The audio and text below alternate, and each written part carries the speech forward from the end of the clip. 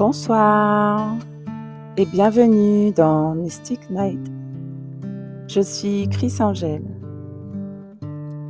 et ce soir j'aimerais que nous parlions d'un sujet qui selon moi est à l'origine de beaucoup de souffrances invisibles.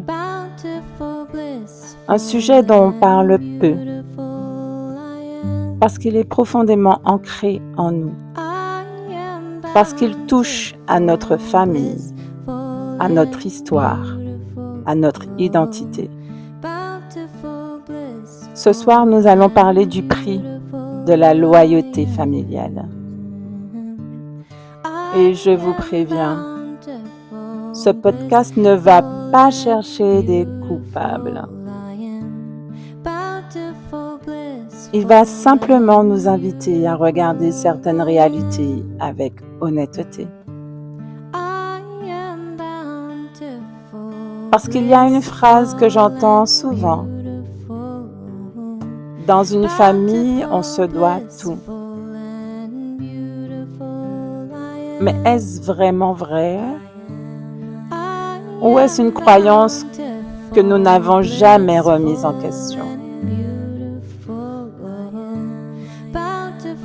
Alors, qu'est-ce que la loyauté familiale? Nous naissons tous dans une famille. Et avant même de parler, nous apprenons, nous observons, nous absorbons. Nous comprenons très vite ce qu'il faut faire pour être aimé. Très vite, nous découvrons qu'il y a des règles. Certaines sont dites, d'autres ne le sont jamais.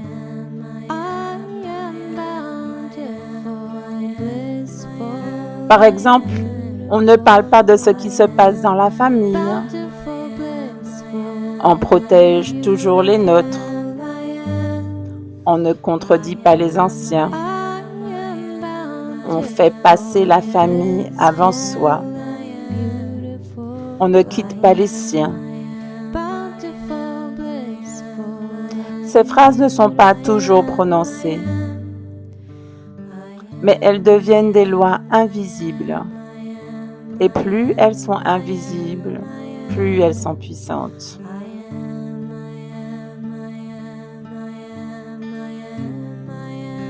Lorsque nous sommes enfants, nous avons besoin vital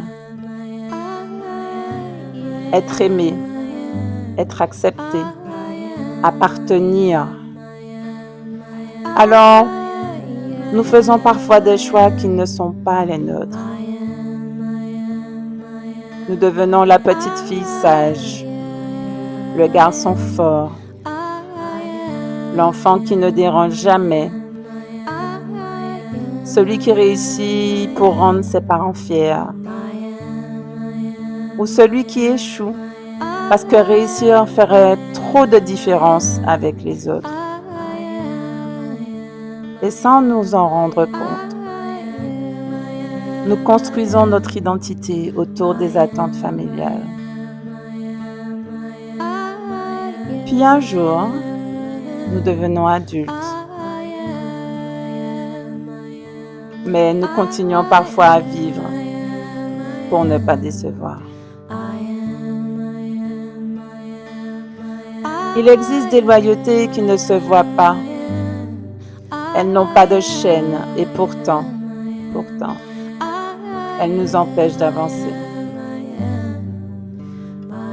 Combien de personnes n'osent pas quitter leur île alors qu'elles en rêvent? Combien refusent une opportunité parce qu'elles culpabilisent de laisser leur mère seule?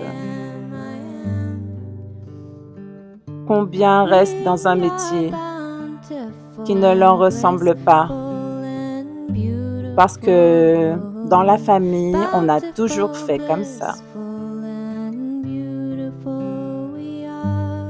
Combien restent dans une relation qui les détruit parce qu'ils ont appris qu'il fallait supporter? La loyauté devient dangereuse lorsqu'elle nous demande de renoncer à nous-mêmes. Chez nous, en Guadeloupe, la famille est une valeur immense et c'est une richesse.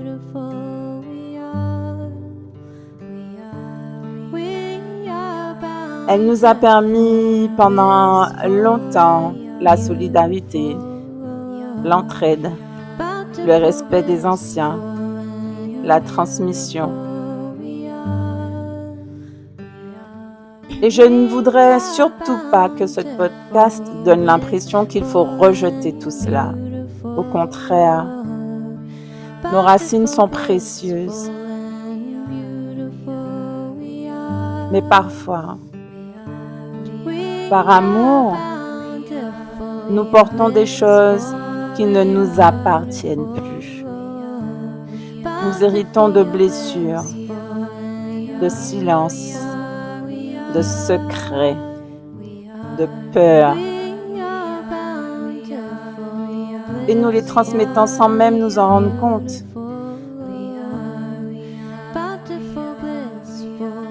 Dans beaucoup de familles, il y a des sujets qu'on n'aborde jamais. Les violences, les addictions, les enfants cachés, les faillites, les abus, les maladies, les séparations. Tout le monde sait, mais personne ne parle. Et pourtant, ce qui n'est pas dit continue d'agir. Le silence protège parfois les apparences, mais il ne guérit jamais les blessures. La question est simple. Quel est le prix de cette loyauté? Parfois, c'est notre couple. Parfois, et j'ai envie de dire souvent, c'est notre santé. À coup sûr, c'est notre liberté. Assurément, c'est notre paix intérieure. Nous voulons tellement rester de bons enfants que nous oublions de devenir des adultes libres. Peut-on changer sans trahir? C'est certainement la question la plus difficile. Parce que beaucoup de personnes confondent deux choses. Changer et trahir. Non, ce n'est pas la même chose. Tu peux aimer profondément ta famille sans reproduire tous ces schémas. Tu peux honorer tes parents sans vivre exactement leur vie. Tu peux respecter tes ancêtres sans emporter toutes leurs souffrances. Ce n'est pas un rejet, c'est une évolution.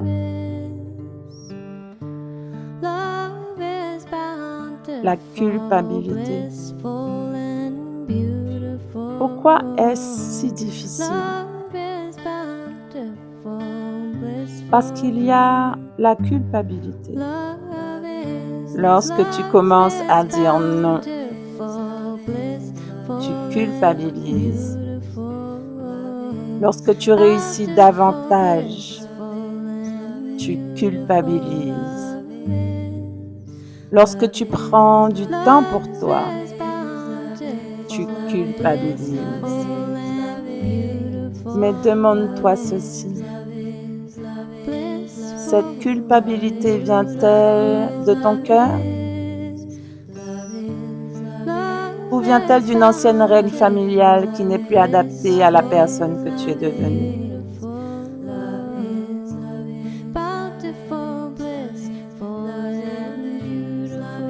Et si tu étais celui qui change l'histoire? J'aime beaucoup cette idée. Peut-être que dans chaque famille, une personne est appelée à arrêter certains schémas, à dire ça s'arrête avec moi. Je ne transmettrai plus cette peur. Je ne transmettrai plus ce silence. Je ne transmettrai plus cette violence. Je ne transmettrai plus cette culpabilité. Et cette personne, c'est peut-être toi. On est d'accord, ce n'est pas un rôle facile. Parce que celui qui change les règles est souvent incompris. Mais toutes les évolutions commencent par quelqu'un qui ose faire autrement. La vraie loyauté, pour moi, la vraie loyauté familiale ne consiste pas à répéter les blessures. Elle consiste à préserver l'amour, tout en transformant ce qui fait souffrir. Honorer nos racines sans rester prisonniers de notre histoire. Alors ce soir, j'aimerais vous laisser avec 3 questions. La première, qu'est-ce que je fais encore aujourd'hui uniquement pour ne pas décevoir ma famille? La deuxième, quelle peur ai-je héritée qui ne m'appartient peut-être pas? Et la troisième, la plus importante, si j'arrêtais de vivre pour être acceptée, quelle vie choisirais-je vraiment? Parce qu'au fond, nous ne trahissons pas notre famille lorsque nous guérissons. Nous lui offrons peut-être ce qu'elle n'a jamais eu la possibilité de vivre.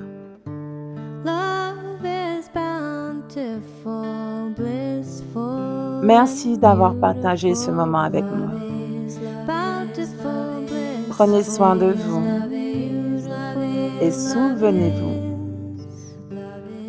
honorer ses racines ne signifie pas rester enfermé dans leur ombre.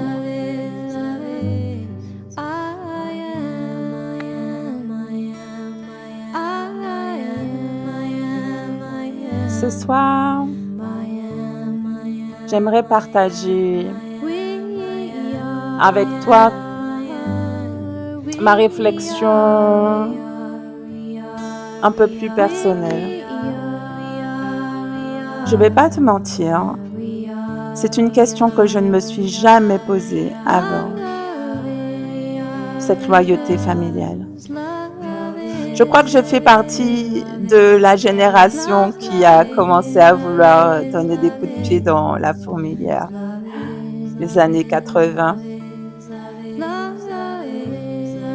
Ah, les petits rebelles. Et puis, c'est lors de ma constellation familiale que j'ai entendu parler de la loyauté familiale. Et c'est vrai que je me suis rendu compte qu'elle avait eu des effets sur nos familles, mais aussi sur nos communautés, sur notre île. Et souvent, nous nous posons cette question. Ah, les choses ont changé. Les générations ont changé. Les jeunes ont changé. I am bountiful, blissful and beautiful. En tout cas, le seul endroit où j'ai déjà pu travailler cette loyauté familiale et surtout cette culpabilité d'être qui je suis moi aujourd'hui. Les choix que j'ai faits justement de ne pas suivre certaines blessures, certains comportements qui, disons-le bien, sont bien souvent toxiques. Ouais, c'est les constellations familiales qui m'ont permis déjà de pouvoir enlever cette culpabilité et d'honorer mes ancêtres pour ce qu'ils m'ont transmis.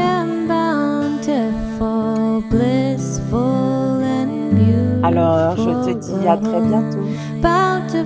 C'était Chris Angel dans Mystic Night.